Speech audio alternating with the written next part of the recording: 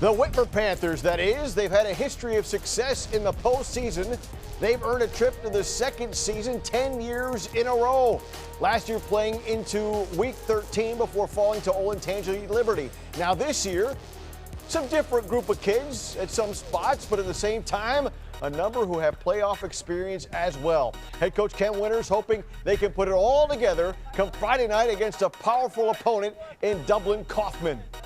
We have never played them before as far as I've been here in the last 16 years, and just watching them on tape, you know, their athleticism, they're well coached, you know, they're big and fast, so it's going to be a good challenge this week. We got to play 48 minutes. If we can keep it close within a touchdown within the last, 2 minutes or so, we have a chance to win, so, we just gained a little bit more experience through that. With much more on this one, here is the esteemed pigskin professor, Mike Jewell, with one of Jewell's gems. Division I.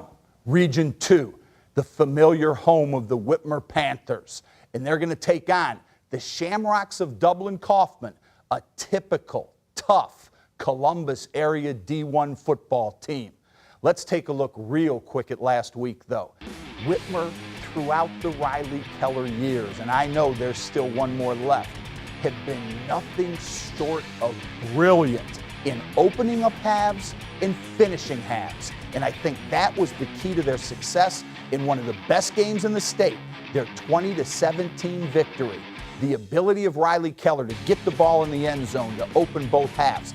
Dalen Layton, I hope he's healthy, had a spectacular performance at wideout with that big third quarter touchdown.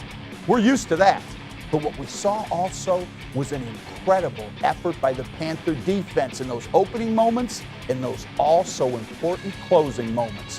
Payshawn Wimberly has been a favorite of mine as long as I've loved Riley Keller. And the spirit with which he leads that secondary and that defense for the Whitmer Panthers showed in that interception to start the football game.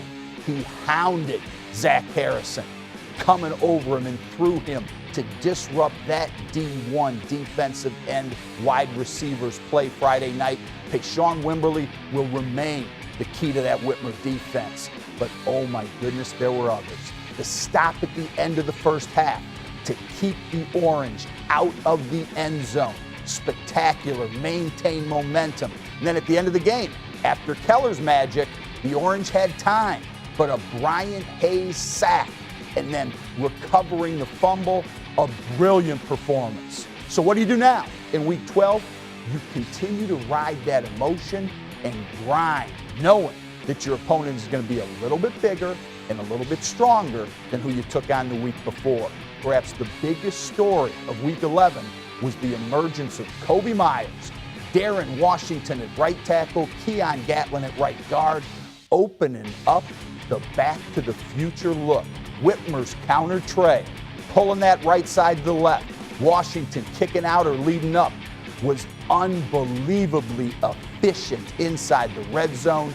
Kobe Myers did the rest, and that running game will be essential against the Shamrock defense. You know what you've got with Riley Keller and the weapons that he possesses.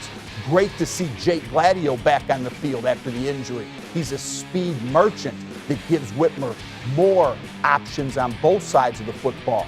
But it will be, as the weeks progress in Division I, the ability to run the rock. Whitmer showed it in week 11 with the precision of a championship team. The test will come with the Shamrocks, but the Whitmer Panthers, pride, blue collar, and toughness can win out. Good luck. Finish this season strong. Let's go Whitmer.